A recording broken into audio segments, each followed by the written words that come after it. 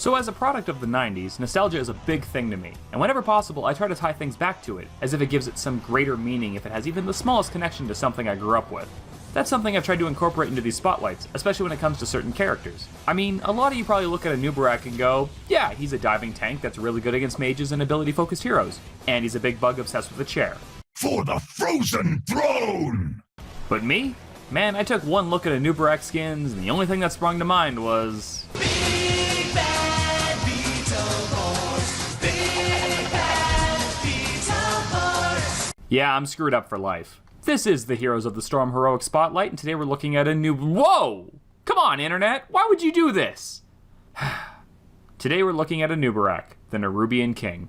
If you can feel the ground moving, it's already too late. So when it comes to playing Anub'Arak, there's only one word that needs to exist in your vocabulary, and that's no. He is a master of denying people things, right down to his kit. Don't stun me! No. Don't block me! No.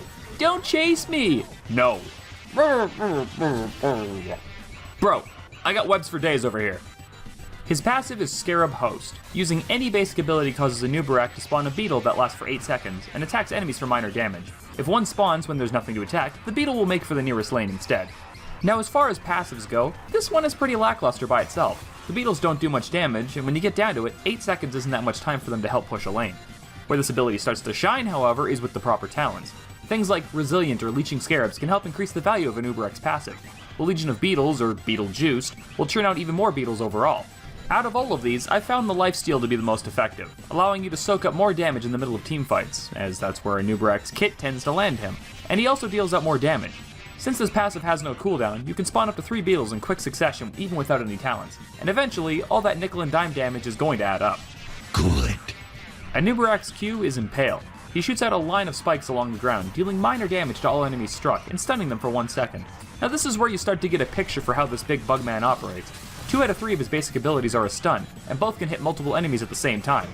This ability is fantastic for teamfights. Throw it in the middle of a skirmish and watch your team just dogpile onto the squishiest enemy. What's more, its range allows you to easily pick off stragglers or runaways in the aftermath, or snag a few easy ganks of enemies who roam too far alone. But I mean, you're a warrior, right? The group's tank? It's right there in the job description. So how about something that focuses on that? Well, his W has you covered with Hardened Carapace. We really couldn't just call it Hardened, could we? Blizzard, if you're that afraid of your fans getting all weird about this guy, I have some bad news for you. This one's pretty simple. Anub'Arak gains a shield that absorbs a moderate amount of damage over the next 3 seconds, and it procs your passive to grant you a little helper at the same time. Now, because of its low mana cost and cooldown, this will be your main way to make the most of your beetles, as well as the reason you survive most teamfights. Since Anub'Arak needs to be in the middle mixing it up, having a shield suddenly pop out to soak damage can be the biggest decider between life and death. You know, besides the guy whose job is literally doing just that. And finally, we come to his most iconic ability, as well as his most dangerous one, Anub'Arak's E, Burrow Charge. He dives underground, tunneling to a targeted location and dealing minor damage alongside a stun to any enemies upon surfacing. Those affected by the damage are also slowed by 25% for 2.5 seconds. And if you overshoot your target, you can also reactivate your E to surface early.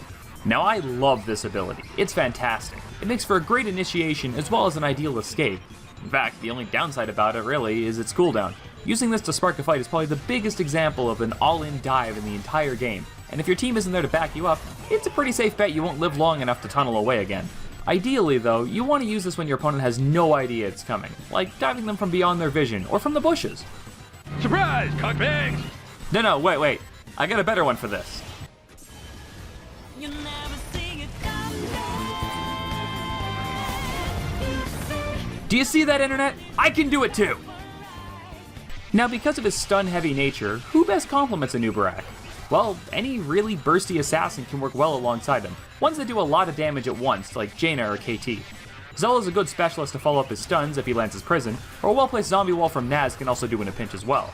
One thing to remember, however, is for as tanky as the Bugman can get, Anub'Arak really shouldn't be your only frontline tank. He's great for initiating, but there are far better choices for sustain, so pairing him with someone like Joanna or Muradin, or even a shield-heavy Artanis, is highly recommended.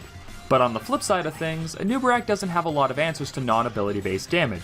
His W shield is about it, and even then, the shield can get shredded pretty quickly. Characters like Vala, Tychus, or Tracer can deal a lot of damage to him, and even though Anub'Arak deals almost exclusively in stuns, he's still vulnerable to being stun-locked himself.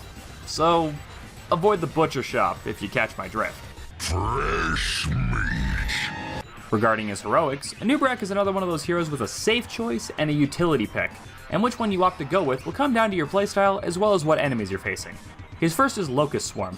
It creates a small field of buzzing insects around him, damaging any enemies and healing Anub'Arak for a small amount with each strike. Now this may not sound impressive, but paired with both your W and something like Leeching Scarabs, you have some pretty crazy sustain here.